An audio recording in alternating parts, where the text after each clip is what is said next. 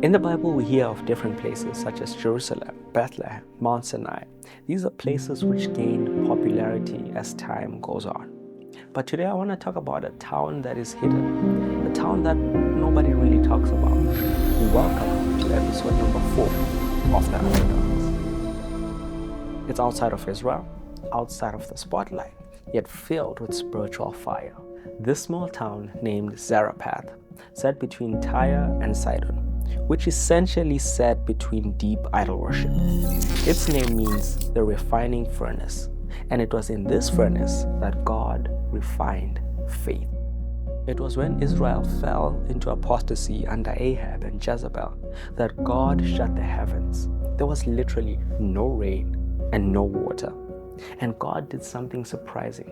He sent his own prophet Elijah, not to Israel, but to this small town where he met a starving widow. She had no meal left. She had little to none flour left to make bread, and her oil pretty much was drops left. But she obeyed God's voice.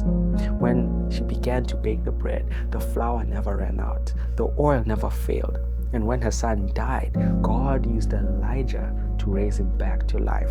These are one of the first instances of a resurrection taking place in Scripture. And this all happened in a town that nobody preaches about. Years later, Jesus said that there are 2 widows in Israel, but God used Elijah only to Zarephath. Why?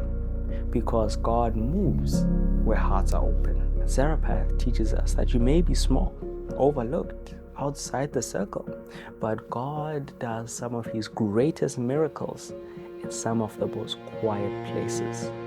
Remember that sometimes God can use a simple underdog to achieve the greatest success.